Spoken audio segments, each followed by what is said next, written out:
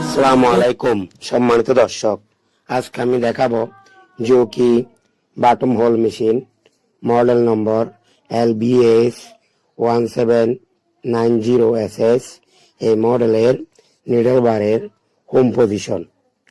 তো আমরা এই হোম পজিশনের কারণে বিভিন্ন সমস্যায় গার্মেন্টসে ভুগি, যে সমস্যাগুলা অন্য কোনো জিনিস দিয়ে ঠিক করা যায় না।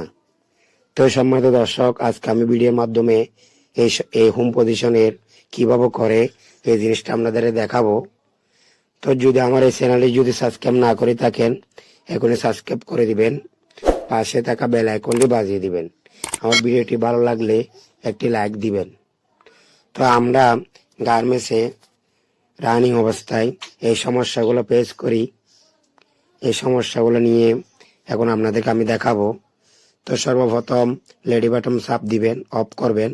অফ করার পরে এম বাটম চাবি আমি মেমোরি সুইচ ওয়ানে যাব। মেমোরি সুইচ ওয়ানে যাওয়ার পরে এম বাটনটা চাবি ধরে রাখবেন। একটা আওয়াজ করব, এই আওয়াজের পর আমি উপর নিচে যাব। যাওয়ার পরে নিডল থ্রো অরিজিন MDI এখানে যাব।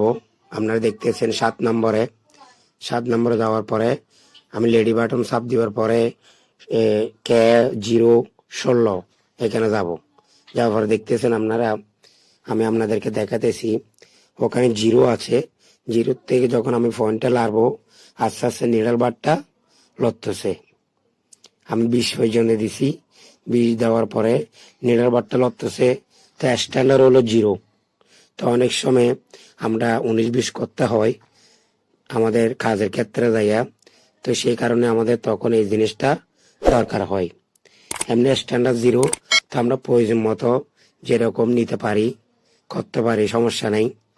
তো 16তে যাওয়ার পরে এখানে প্লাস মাইনাস করি, আমি আবার 0 করে দিলাম। এবার ইন্টার বাটন চাপ দিলাম। চাপ দিয়া আমি আবার লেডি বাটন চাপ দিয়া মেশিন ওকে করব। তো আপনারা দেখতেছেন এখন আমি মেশিন ওকে করে চালাতেছি। তো সম্মানিত দর্শক, এখন আর কোনো সমস্যা নাই, সমস্যা সমাধান হয়ে গেছে। তো কিভাবে হোম পজিশনটা করে আপনারা অবশ্যই দেখছেন। তো আপনারাও চাইলে এই ভিডিওটা দেখে এভাবে হোম পজিশনটা করতে পারেন, আর কোনো সমস্যা হবে না। এবং সুন্দরভাবে বডি করতেছে অপারেটরে, কোনো সমস্যা নেই। তো দোয়া করবেন, আগামীতে আবার দেখা হবে আরো ভালো ভালো ভিডিও নিয়ে, নতুন নতুন ভিডিও নিয়ে। আজকের জন্য এখানে বিদায়। খোদা হাফেজ।